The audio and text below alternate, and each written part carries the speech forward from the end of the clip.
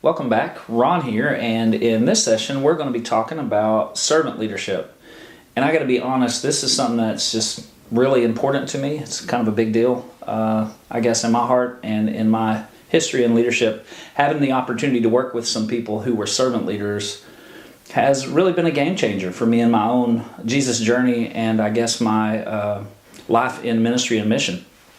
Working with people who care first about God and others instead of being self-centered, and people who are willing to work for the good of God's goals and for the destiny that He's locked up in other people have been something that I've just really been thankful for and blessed by. When you think about a servant leader, okay, you think about someone whose primary motivation for leading is to serve. And in fact, not, again, just to serve, I guess, with hands and feet. And that's something certainly that we are about and for, right, in the kingdom.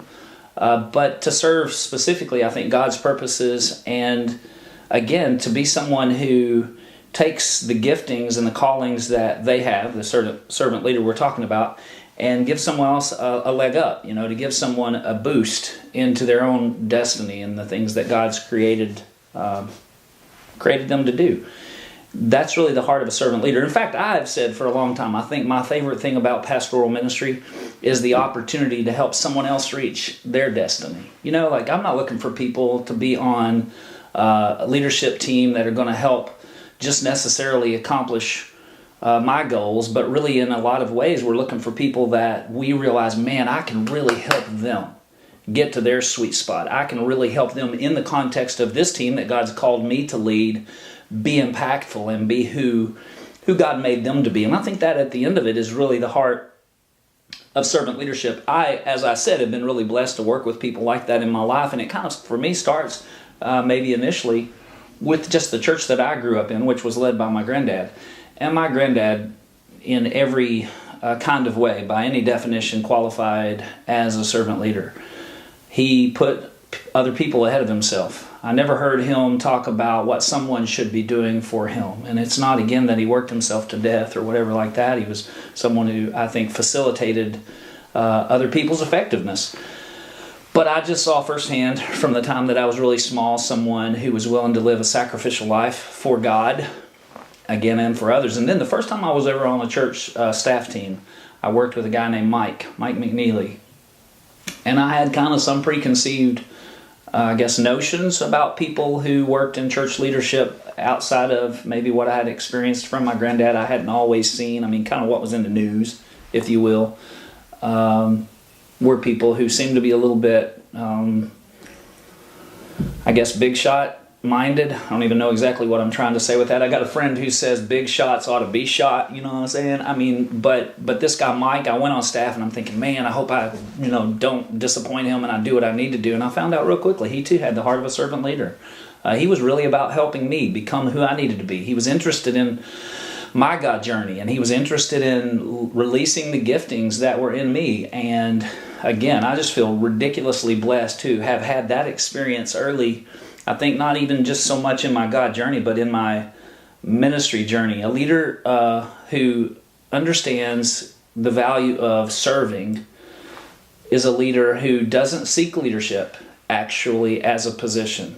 Doesn't see leadership as a position to be attained, but rather as a God purpose, to be embraced. And I think, again, that's a big deal. I think that's the heart of the AOG group. I really believe that. I think my first experience there in South Africa working with leaders on the ground, man, the first pastor I met in South Africa was Dennis Solomon at Cornerstone, right, in Maritzburg. And Dennis, man, from the first day I met him, I knew we were kindred spirits. I could see the way he was approaching mission and ministry, even in the interactions that he had with students at UKZN there in Maritzburg. And I knew, man, me and this guy, we're like brothers from another mother, And then I bounced from there to Cape Town and got to meet Jeff and Wendy Bond and recognized, wow, they're a lot like Dennis and Barbara. They also have a heart for people and a heart for God. And you could just hear in the conversations that the culture of the group was really about raising up leaders and releasing them into their sweet spot and giving them some space to lead. And then from there, again, this was all in my very first trip. We're talking 35 trips ago to Southern Africa. I had an opportunity to spend a significant amount of time with Peter and Leslie Watt. And man, again, just servant leaders to the nth degree. And then, of course, Donovan and Patricia lead the group from that perspective. And in fact, so much of the vision that's been rolled out in the last decade in the group, when you think about Lift and various other different missions and ministries that have happened in the context of the group, they've been about helping younger ministers get into a space to grow, be challenged. Good servant leadership challenges others to step up and to step into potential, but also equips and empowers them to do that while simultaneously making space. A servant leader is someone who makes space, right, for other leaders, gives opportunities. Don't just take them. A servant leader isn't someone who's building a platform for themselves, but rather is building a platform for God truth, for God's purpose, for God's plan, and for other people. Hello, somebody. You know what I'm saying? For other leaders, and then that just permeates. It permeates throughout the culture of the group and churches there. This isn't just an affirmation session for the group, but I'm just saying to you as a leader and a person who can have an impact in campus ministry, remember that this isn't something that's specific only to you or your assignment. This is a God call for the Big C Church, and certainly something that's present in the group of churches that you work with. Think about guys like Willie and Trudy Fonaroyan, who are servant leaders, or Ralph and Kirsten, Paul and Marinette Van Collar, Johan and Debbie Minar. The group is full of ministers, Innocent and Milka, who are doing a great job at Cornerstone down in Grahamstown. There are people, and then the history of university student ministry through the group, C Squared, Chi Alpha, the history of student ministry there, guys like Glenn Cook and Cynthia Aza. It's just been people who are willing to pour themselves out for the things that God had assigned, not only to each of us, I guess, to them, to us, but really to the church, and in this case to the group of churches. Not leaders who serve, because that's not how this works. We're not first leaders who serve, but we are servants, right, who lead. And we lead out of who we are, and not just by what we say, I guess. I guess what I mean by that is I'm thinking about what James said in James 1:22 when he said, be a doer of the word and not a hearer only. And I hear a lot of leaders who talk a good talk about serving. And that's good. And man, you got to cast vision, and you have to cast it consistently to build culture. You have to learn to be redundant. So hear that, and that's important. But at the end of it, what you do speaks louder than what you say. And James literally called us to be a doer, right? And we don't do our way into being. Some of you who've heard me before have heard me say that. We don't do our way into being, but if we will be who God made us to be, then we will do some amazing things, and we will lead others into that same impactful destiny. That's what it means to be a servant leader. Of course, that was never more true for anyone than it was for Jesus. He's the consummate servant leader, and certainly the best example we'll ever have for what that should look like. He himself said in Matthew 20, verses 25 through 28, he said to his disciples, that the rulers in this world lord it over their people, and officials flaunt their authority over those under them. But among you, he said, it will be different. Whoever wants to be a leader among you must be your servant. And just jump into verse 28, he said, for even the Son of Man, right, came not to be served, but to serve others, and to give his life as a ransom for many. Again, if you just look at the biblical narrative in the gospel, you will see that wasn't just him talking, okay? He wasn't just saying this is how you should lead. But if you look at what Jesus did, clearly he was the epitome of a servant leader. And if you jump back to the prophetic precursors to the life of Christ, the Messiah, you'll find in Isaiah 61, 1 through 4, almost like a mission statement for what we're called to as God leaders, what the life of Christ, the Messiah, would look like. Isaiah 61, 1 through 4 says, the Spirit of the Lord is upon me because, so this is the why, right, that we lead, because the Lord has anointed me to bring good news to the poor. He has sent me to bind up the brokenhearted, to proclaim liberty to the captives, and the opening of the prison to those who are bound. Let me stop right there for a second. That's the end of verse 1. But think about that as a leader on campus. Think about that in the context of your church or wherever you're doing life right now in ministry. That's our assignment. I mean, I love knowing when I get up in the morning, this is what my life is about. Hey, verse 2, to proclaim the year of the Lord's favor. I did that today. I spoke somewhere the very day that this video was being made, and I had the opportunity to proclaim the Lord's favor to some people who are in a difficult and hurting situation. And 6 people today, the day this video was shot, not the day you're watching it, maybe that day too, that would be awesome. But today, 6 people gave their life to Christ. It's what we get to do as leaders. He goes on to say, to comfort all who mourn, and in verse 3, to grant to those who mourn in Zion, to give them a beautiful headdress instead of ashes, the oil of gladness instead of mourning, the garment of praise instead of a faint spirit, that they may be called oaks of righteousness, the planting of the Lord, that He may be glorified. I love that too in this, because the what that we are called to as leaders clearly includes pointing always back to Jesus. And then in verse 4 he says, they shall build up the ancient ruins. And you know our world has a lot of destruction, a lot of devastation. Sin has not done us any good, right?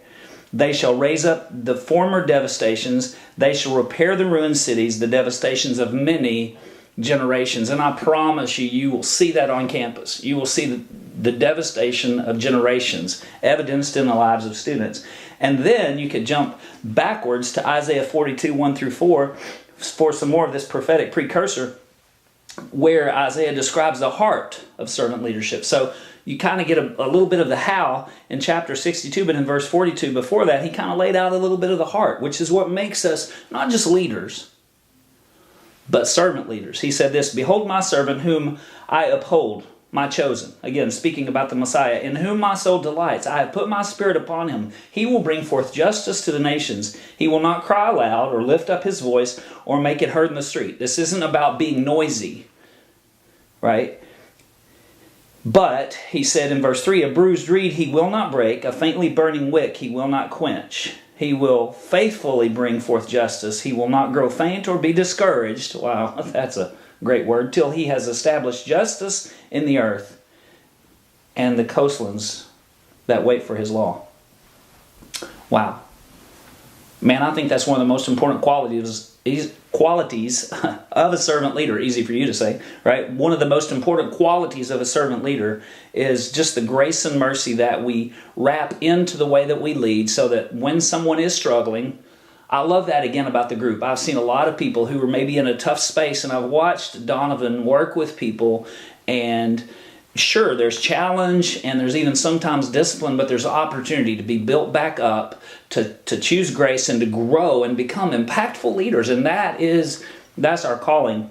And then finally, think about what it means to be a servant leader specifically and particularly. I know I've kind of hit around this, but specifically and particularly a servant leader on campus. And I'll say this to you, the university campus is different. The varsity is a different space, okay?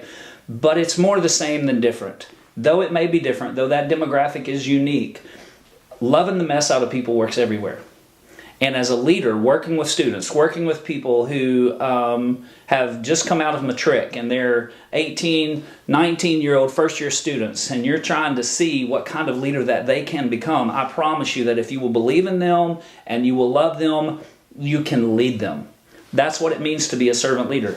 Don't immediately start with this kind of hard case mentality about you're going to drive them and you're going to make them.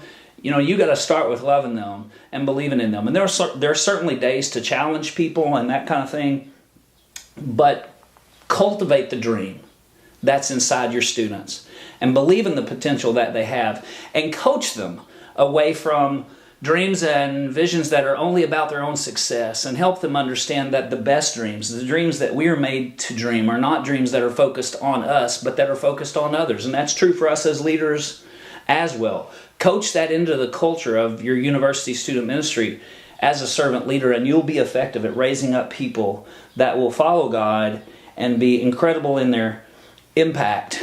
And then again, finally, and I mentioned this just in the last passage I read from Isaiah 42, but it's all Jesus. Or I think that was Isaiah 62, but it is. It's all Jesus all the time. And a servant leader is someone who knows that and will consistently point back to that fact. And that's so critical on campus. Listen, there are students who are just cynical about motive. and rightfully so. But if we will, again, be servants who lead, they will learn to trust and believe again in the church and believe again in the callings, right? The purposes, the plans that God has for the church, and maybe even more significantly for each of them, for your students. We can do this, man. We can do this. We can be incredibly effective servant leaders. That's what we're called to, and that's what we have the grace for.